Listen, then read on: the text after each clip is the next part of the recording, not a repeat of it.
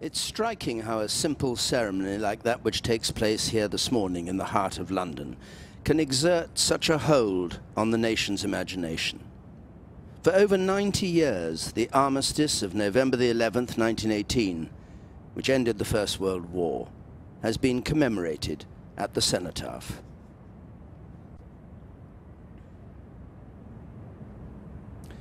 The Queen will come here today to observe 2 minutes silence at 11 o'clock, along with members of the armed forces, veterans of many conflicts, and members of the public. And not just here, but all across Britain and around the world, people will be gathering at war memorials, perhaps contemplating the enormity of the sacrifices made in the 2 world wars, or perhaps thinking of those still dying today in Afghanistan. Nearly 400 British servicemen and women have been killed, over 500 seriously injured in the 10 years of our operations there. And those on parade will often have more intimate memories of friends, of comrades who fought alongside them. Already on either side of the Cenotaph, the detachments representing the armed forces and the other services who are going to be on parade here are assembling. The Household Cavalry are here, the Lifeguards. Among them, Corporal of Horse Ben Lewis, who recently recovered from injuries that he suffered last year in Afghanistan when his Scimitar armored vehicle was hit by an IED. The Royal Marines are here, C Company of 40 Commando, known as Charlie Commando. They're commanded by Major Chris Hall this morning, who was part of 40 Commando's first tour of duty in Afghanistan nearly 10 years ago, and along with other members of the unit on parade here, has returned on further tours. 17 members of 40 Commando have been killed in recent years. Also here, the familiar figures of the 1st Battalion, the Royal Gurkha Rifles. 7 of them have died in Afghanistan, the most recent only last month. And all these men on parade here today from the Gurkhas are going to be going back to Afghanistan next year. And then there's the 1st Battalion Coldstream Guards. During the battalion's 2nd tour of Afghanistan, they returned last May. 5 soldiers were killed, 47 were wounded.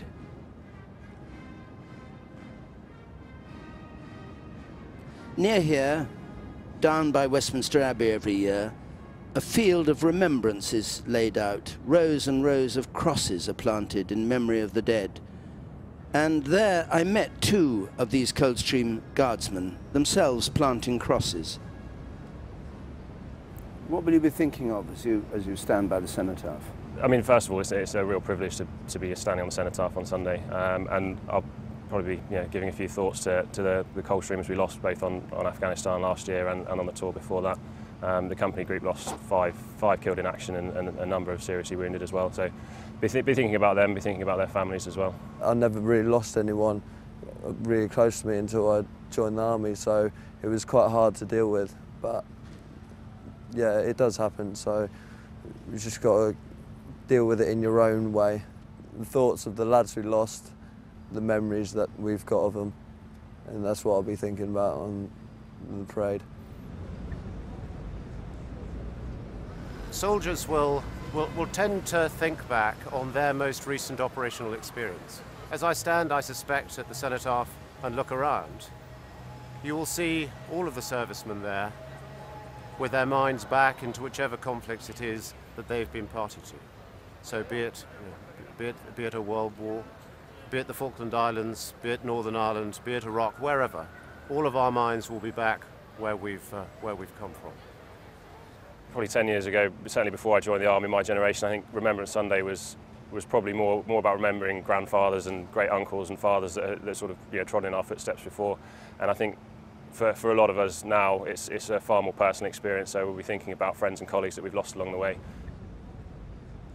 So just at one moment in the year, to people to have the opportunity to stop, to think, to remember those people who have given so much to enable this way of life, that is terribly important. This is the first time I've been here, so it was good to see all these people like actually remembering the people that we lost. Maybe they haven't even lost anyone, but it's good that people show interest, and it's a good feeling to know that there's people out there that actually care.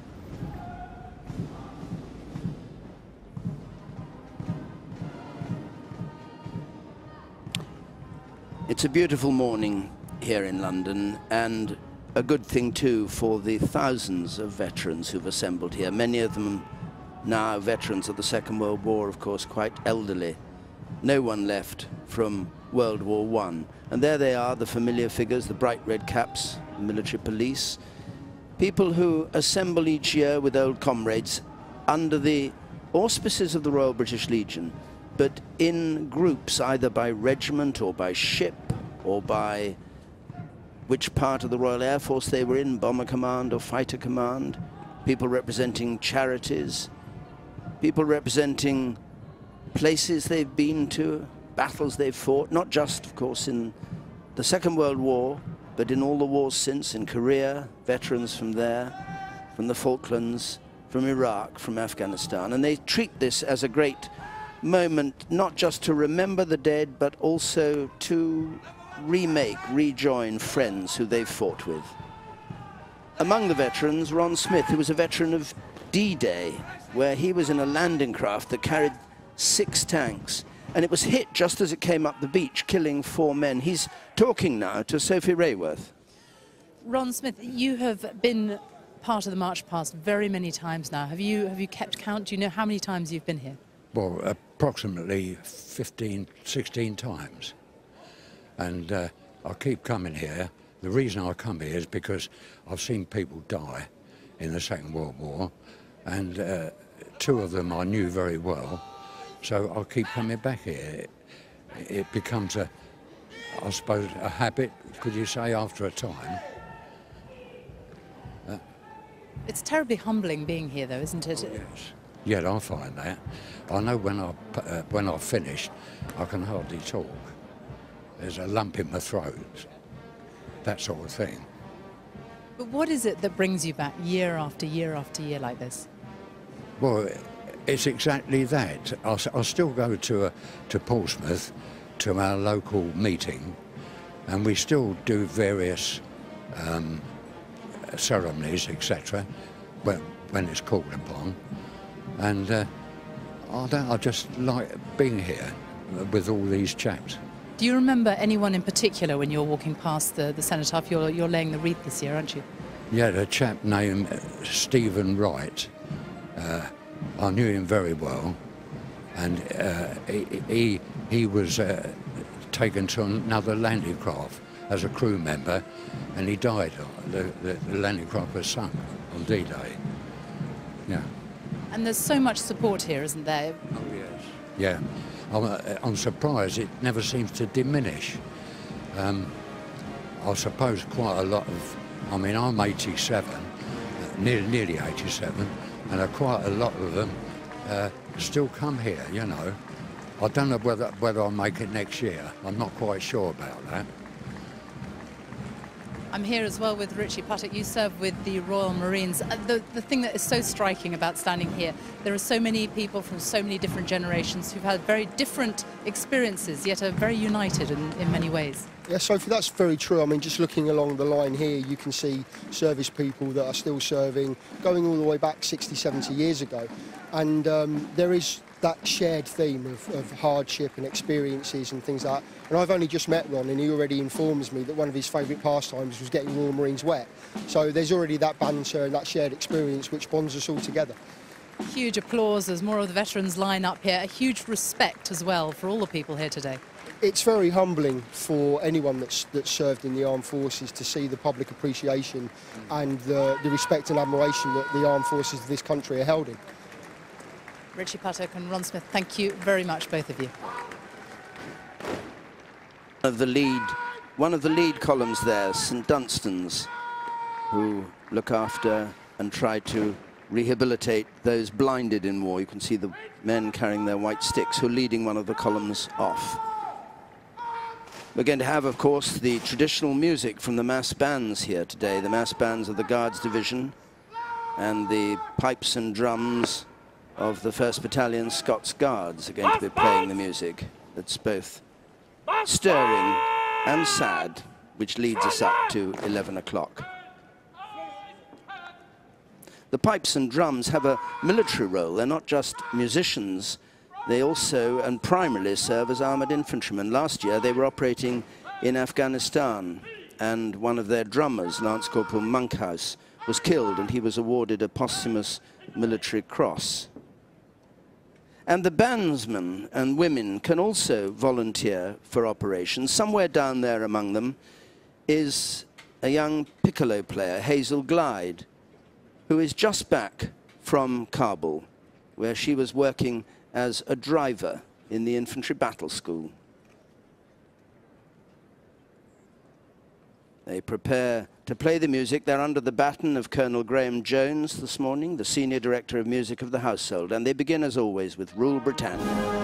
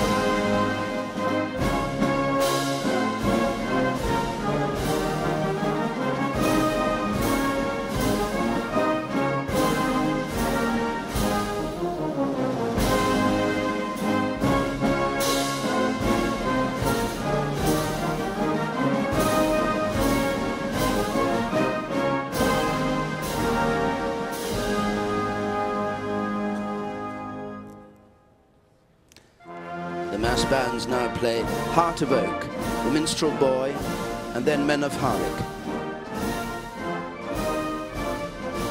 Among those who are on parade this morning, the Korean veterans. In 1950, that was 5 years after the end of the Second World War, the so-called Cold War between communism and the West turned hot as fighting broke out in Korea between the Chinese and Western forces, fighting under the banner of the United Nations.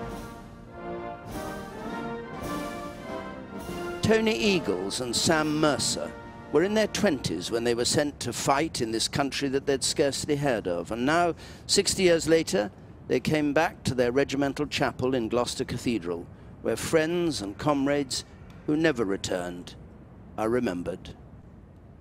I can see those people now, 60 years later, as they were then, as young men. They were great blokes. There's not one in the regiment I couldn't say I didn't like, and I knew most people because I was a regular. They knew me because I was a bugler. Henry Cabral. Henry and I were the long jump team for the regiment in Colchester. He was the intelligence officer. He was the intelligence officer. And of course, the North Koreans got hold of him and tortured him. Tortured him to death because he wouldn't tell them what they wanted to know. As the Chinese forces prepared to launch an offensive to capture the Korean capital of Seoul, the Gloucesters dug in on the hillsides overlooking the Imjin River. Facing 10,000 Chinese troops, they were outnumbered 7 to 1. There were too many of them and too few of us. There were not enough United Nations soldiers to stand at arm's length, fingertip to fingertip, across the Korean peninsula. The Chinese, of course, had that advantage, but we did not. Well, it seemed like dozens of them, and then you keep shooting. Most of them would fall down, some just go away, and then others would come again and take their place. And you couldn't shoot fast enough. The Gloucesters held out for 3 days, but by then they were surrounded and their ammunition had run out. After the battle, only 63 of them had escaped. The rest of the battalion were either dead or captured. The battle at Imjin River remains the costliest engagement since World War II. We call ourselves the glorious Gloucesters, you know. And sometimes it makes you think perhaps they were glorious after all.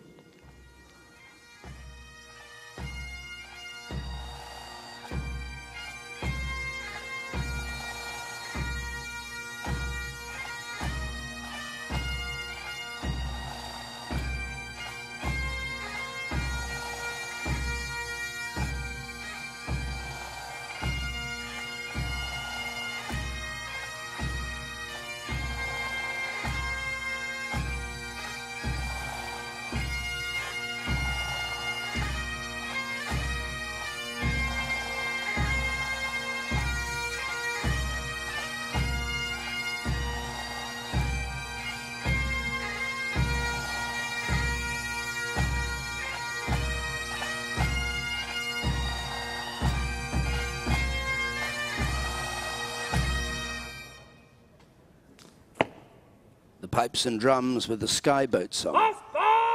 And now the mass bands brought to attention.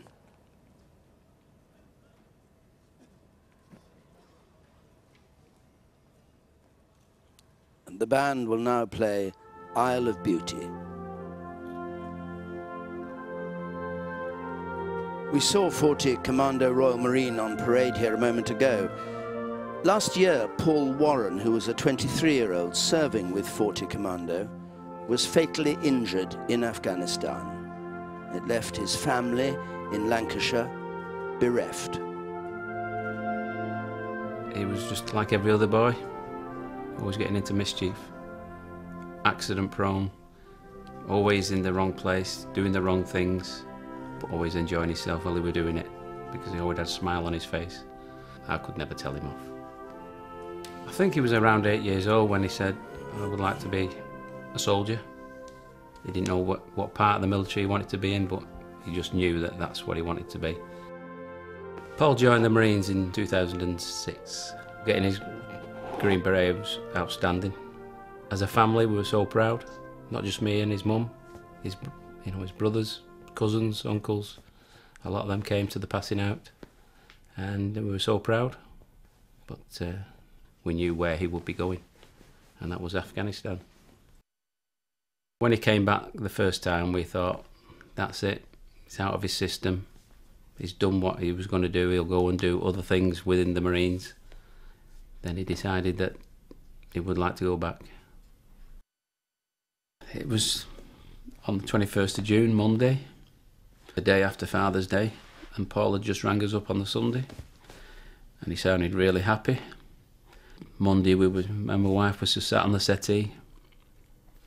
I just happened to look out and I saw a gentleman with a black robe on, and I thought, that's strange. Why is there a priest getting out of a car on the estate? And then, I don't know why, I just automatically thought, no.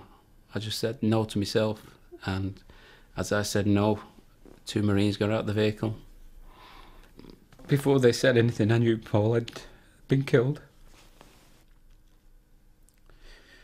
The base was attacked and IEDs were thrown over the wall, and Paul was just walking towards the wall when one exploded in the air right next to him. And the helicopter come and took him on board, but we were told he died on the helicopter before they landed in Bastion. I feel him here. He wouldn't like what we're doing. He wouldn't like all the attention. He wouldn't like the flowers on his grave. He just liked to be under the radar all the time. And that was Paul.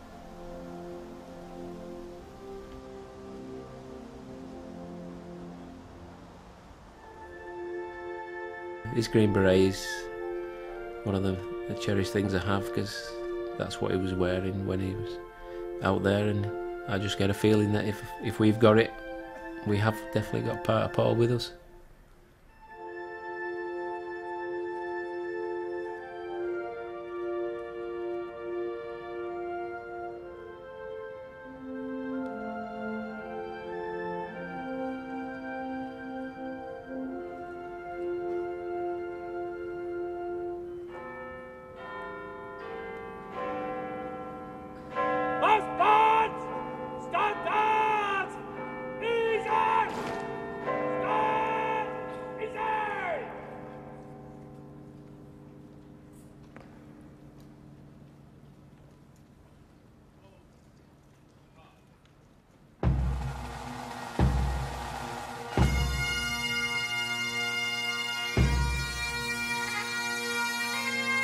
as the pipes play the lament, the flowers of the forest.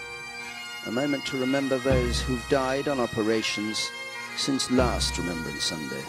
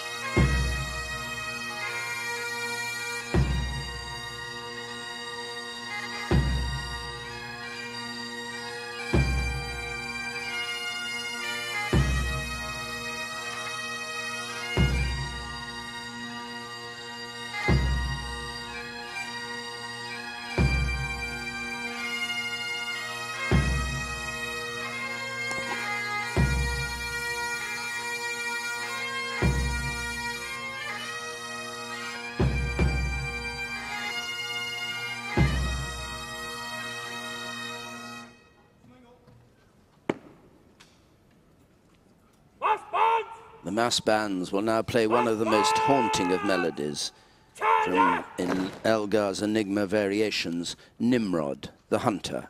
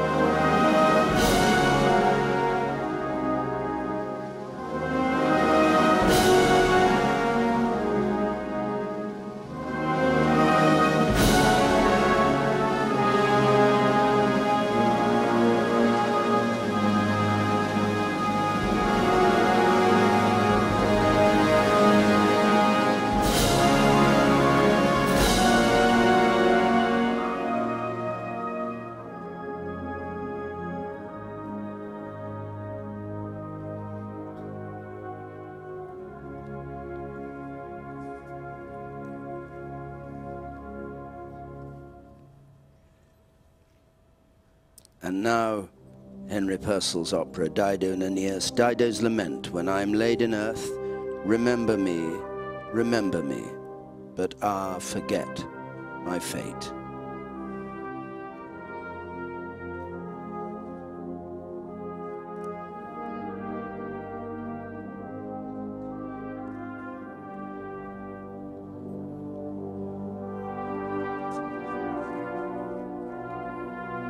The sight of the many cemeteries around the world with row upon row of tombstones is the most poignant reminder, along with war memorials in towns and villages, of the price we pay for war.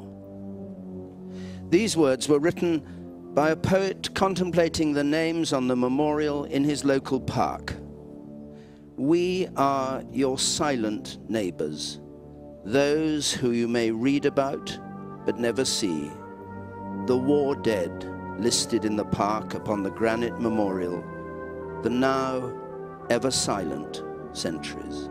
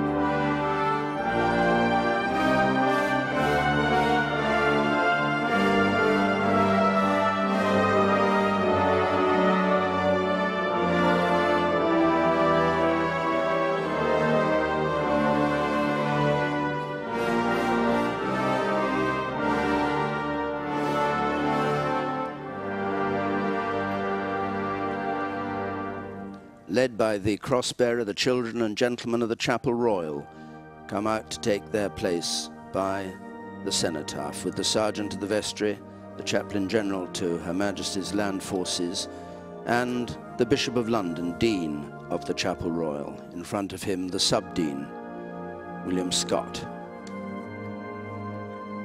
And smartly out of the Foreign and Commonwealth Office, the Major General commanding the Household Division and London District, General Norton, who we saw a moment ago at the Field of Remembrance, and the Chief of Staff, Colonel Mathewson, and the aide-de-camp, Falarin Kuku. And they go down Whitehall towards the veterans, where they're standing waiting for the march past later. And next, the Prime Minister, David Cameron, leads the political group out. Nick Clegg on his right, the leader of the opposition, Ed Miliband, behind, you recognize.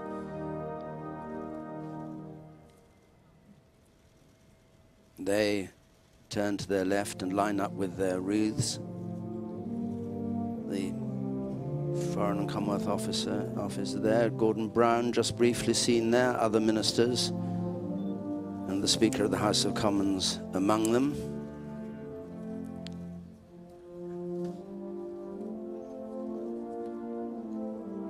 Tony Blair among the former Prime Ministers, with Gordon Brown and Sir John Major. And then the Chiefs of Staff, General Sir David Richards, Chief of Defence Staff, Admiral Sir Mark Stanhope, First Sea Lord, the Chief of the General Staff, General Sir Peter Wall, the Chief of the Air Staff, Sir David Dallon, and the Merchant and Civilian Services. And they're followed by nearly 50 High Commissioners or representatives of the High Commissioners of various Commonwealth countries, ranging from the very largest countries, Australia and India and Canada, to the smallest, Fiji and Tonga and Malta. And most of them took a part, some of them a very large part, in both world wars and indeed in the wars since then. And they line up on three sides of the cenotaph and will be followed by the religious denominations. Though this cenotaph memorial is deliberately not a religious memorial, a large number of religious groups come here. Apart from the Church of England, which was represented by the Bishop of London, there are representatives of the Roman Catholic faith, the Jewish, the Buddhist, the Muslim, Hindus, Sikhs, Greek Orthodox, and other Christian churches, the Methodists, the Free Churches, the Unitarians, the Baptists, the United Reformed Church, and the Salvation Army are all here.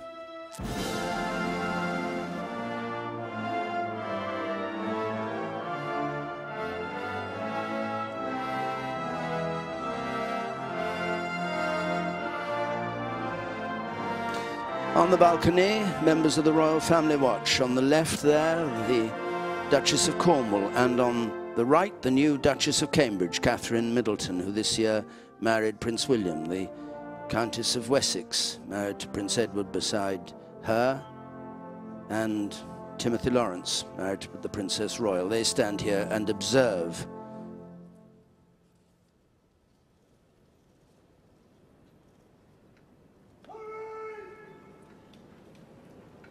There are now 2 minutes, or just a little less, until 11 o'clock and the 2 minutes silence.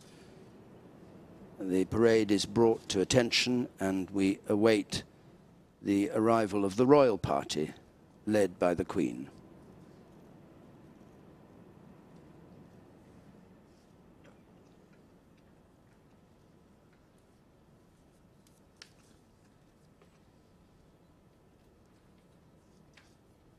Queen, the Duke of Edinburgh, the Prince of Wales, Princess Royal, the Duke of York, the Earl of Wessex are there, and the Duke of Kent. And they take up a special position right in front of the cenotaph, from where, after the 2 minutes silence, they will lay their wreaths.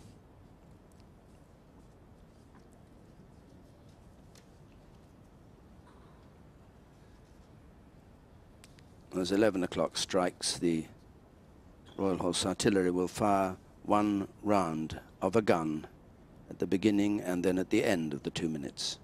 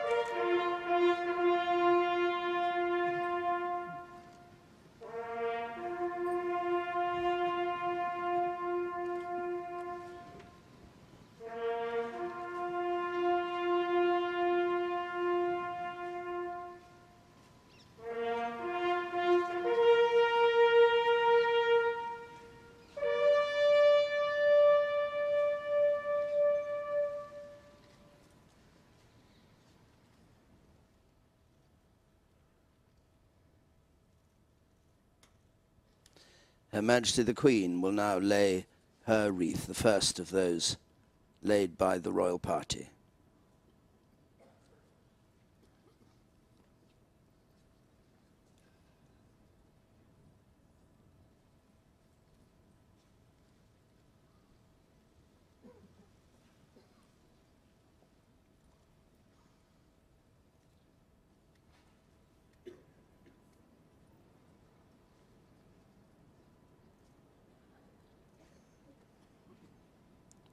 And the Duke of Edinburgh. Next, on his 90th birthday this year, he was given the title Lord High Admiral, a title from the Middle Ages, used to command the Navy. Now that's in the hands of the Admiralty Board. 70 years ago, the Duke was mentioned in dispatches for an action aboard HMS Valiant off the Greek coast.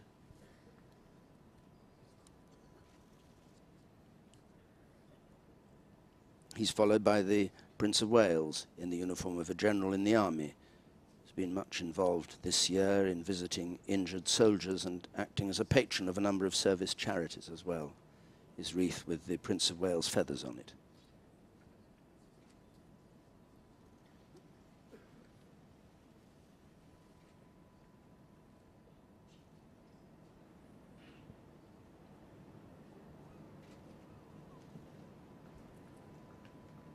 And next, Prince William, the Duke of Cambridge, a search and rescue pilot in Wales at the moment, due to go to the Falklands next year on service.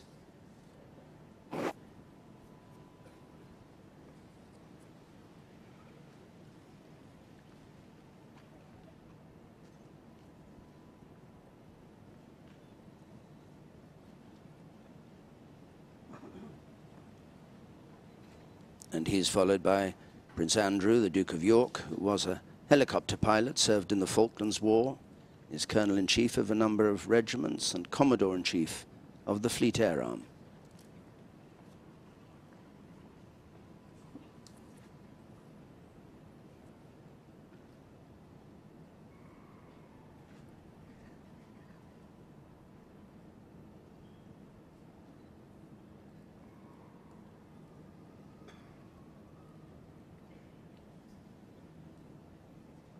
And the Earl of Wessex in the uniform of an honorary colonel of the Royal Wessex Yeomanry.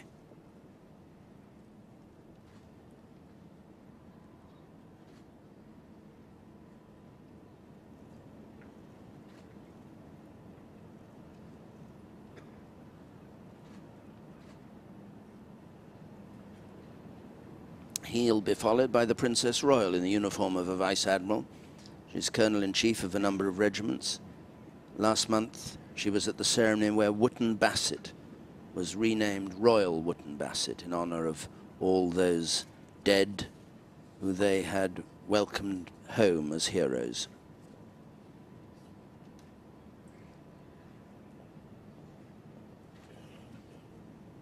And last in the royal party, the Duke of Kent, who visited Afghanistan this September. He served 21 years in the Royal Scots Greys, and his father was killed on active service in the Second World War.